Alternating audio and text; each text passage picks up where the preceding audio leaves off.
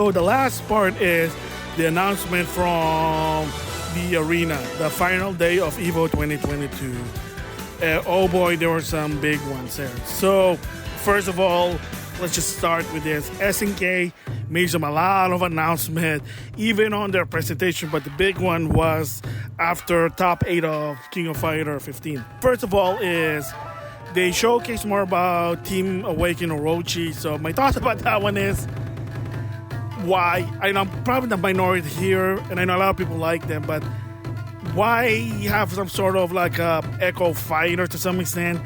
And the reason I said that, because in the past with Team Orochi, there was some sort of rumor, and this was a rumor, that Team Orochi was going to have 2 moves, they're going to merge them into one, the Awakened version and the original version, and that they're going to have 2 moves. So imagine Yashiro with his rush down and his grappling moves, Shermie with her lightning plus grappling moves, and then Chris with his move and the fireball move into one. And that was a rumor that they were going to fuse the 2 versions into one, some sort of new hybrid architect. But I guess they decided to play it again safe for Team Orochi and Team Awaken Orochi. So, I mean, it is what it is. It's their decision.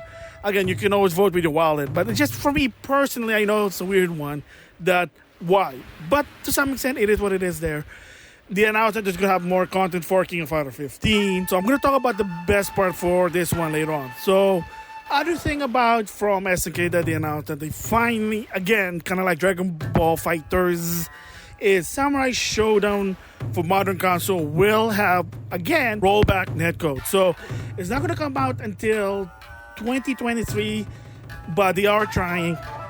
And to some extent that they even had to have help with Code Mystic, which is some of the games were by Code Mystic, including the rollback netcode, because a lot of their smaller games had retrofitted with rollback netcode. So again, and like I said before, for me personally, I don't play online games to some extent, but there are a lot of people who do, and it is very, very important. And like I said, make a lot of people happy, they'll support your game. It is what it is there. So rollback netcode finally for Samurai Showdown.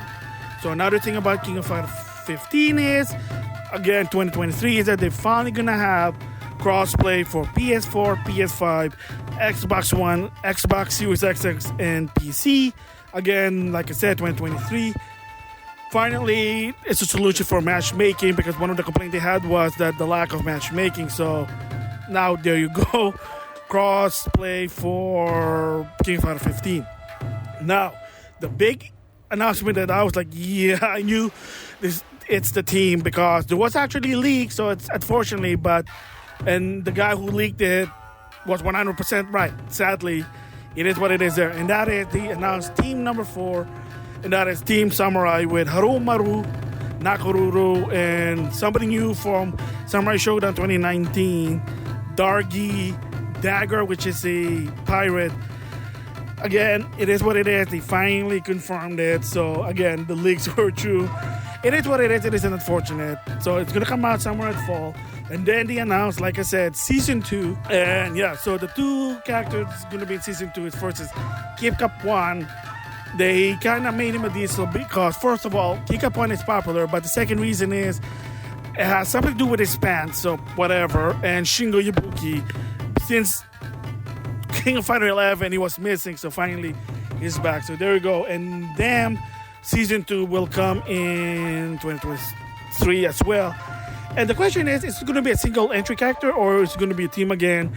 The way they presented the trailer is kind of confusing, but it looks like it has 7 characters on there. Maybe it's just random number they choose. So my guess here is that for Season 2, it's just going to be 2 themes. So it's probably Team Kim Cup 1 and Team whatever, and Shingo Yabuki is going to be a single entry, just like before, because that's the gimmick for him, is that in 97 and in 98, he is a single entry, but then of course later on he was in a team. So again, who knows?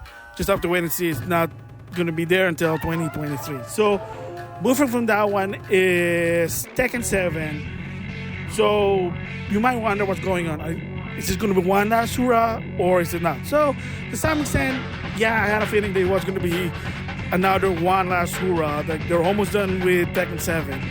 So there will be another big update for this game. And they also introduced Tekken World Tour that's going to end in February 2023 in Amsterdam. So again, who knows? I don't really follow the Tekken scene there. But again, one last hurrah, but doesn't look like there's not going to be any more new characters, no more new season. Like, it is what it is there. However, there was some sort of teaser, and they showed Kazuya's ending from Tekken 1, and then it transitioned to modern CG scene of Kazuya, and it said, get ready.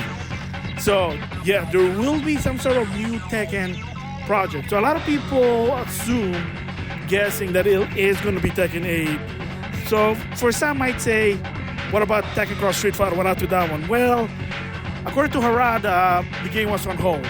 Like, ever since after the failure of Street Fighter Cross Tekken, the game was on hold, according to him. There's a lot of reason behind it, like either something to do with Capcom. They were afraid they might ruin the reputation of the Street Fighter property, whatever. So a lot of people assume that it is going to be Tekken Cross Street Fighter. Who knows? But it is chance it's going to be Tekken 8. Unfortunately, to some extent, again, it is what it is. I would really want to see Street Fighter characters in the Tekken architect, because that's what Akuma is, believe it or not. So, yes, Tekken Cross Street Fighter does exist to some extent with Akuma, but that's it. So, again, just it's a wait and see. Hopefully, it is that one, but if it's not, it is what it is. Because Jeff Keighley also tweeted on his Game Award Twitter, ooh, interesting, get ready. And then people ask him, so what does this mean? And then he just said, well, stay tuned for December. You're going to find out more about it, because it's not the first time. Remember, Soul Calibur 6 was announced in the Game Awards. Mortal Kombat 11 was announced in the Game Awards. So just have to wait and see for that one there. So just be patient. Let's see what happens there. So, of course, the next one is Street Fighter 5. Of course, good top 8. Of course, I follow more of the Street Fighter scene. It's just me, I know. So, of course, they announced 2 more characters, how they show up. Because again, like I said, if you didn't know, there was a leaked image, and Capcom did say, yeah, it's real. So you know what the character is, but you just don't know what their deal is until now. That's the whole point. And it is first a newcomer by the name of Kimberly. It was already been shown before in the first trailer, of course, like I said, on the leak. Yes, so she's supposed to be a self-proclaimed Bushin Ryu student. Apparently she idolized Guy, so it's another Maki. So it is what it is. So it's going to be interesting to watch how she plays. Very animated, I have to say that. I mean, Street Fighter 5 to some extent it is. So this one's more. And of course, another one is Juri finally showing how she works. Juri player, there you go. So again, it is what it is. They finally showed them. So what next announcement is going to happen and when? And my guess could be the Gamescom 2022 or Tokyo Game Show 2022. Just have to wait and see. And maybe just sporadically, just random on the internet, Twitter drop, whatever. But there you go. Thoughts about it? It is what it is. I got to try them out to see if they're good or not. But at least, hey, they're adding more new characters. At the same time, still having the World Warrior 8 plus some returning ones, which is good there. So, closing this EVO 2022 is Guilty Gear Strive. So, their plan. So, in their panel, there was a panel. They kind of talk about the game, the development, and they showed a roadmap. And they said that on the grand finals, we're going to reveal the first character for Season 2. So, what you're seeing here is their roadmap for what it is. So 2 characters for 2022 and then 2 for 2023. So then moving to grand finals, they revealed that the first character is Briget, which is a classic character from Guilty Gear X2. It's a boy, yes, a boy who dressed as a nun.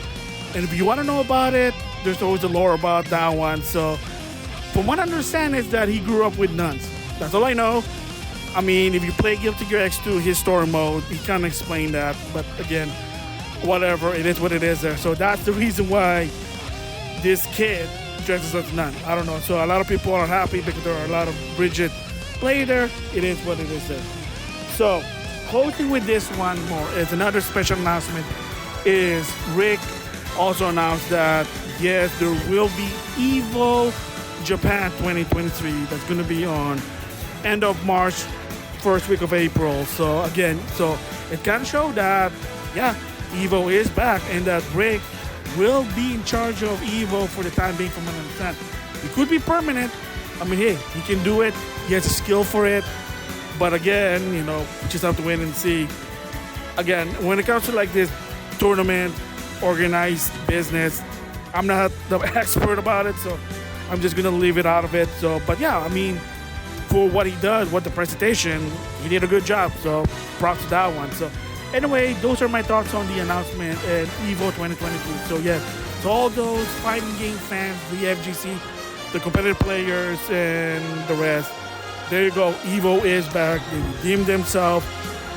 Pretty impressive. Pretty, you know, good job. So, thumbs up for them. So, hopefully, this continues to 2023. I know it's already a good start with EVO Japan 2023 there. So, again, with the pandemic already kind of dying down. So, I mean, to some extent there is still, but it is dying down to some extent. But I'm not going to touch that. It is what it is there. So, kudos to EVO, kudos to Rick, Pokamaine, PlayStation, RTS. They did a good job.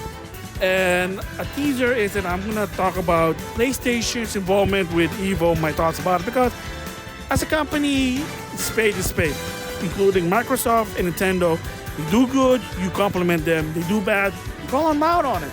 Spade and spade. Don't be a loyalist to some extent, but that'll be a different video there. So, like I said, overall, EVO 2022 was a good hit. Yeah, it's not for everyone to some extent. I mean, even the casual, some of them say yeah, some say yeah. But it is what it is. Props to them. So, there you go. So with that, I'll see you guys later.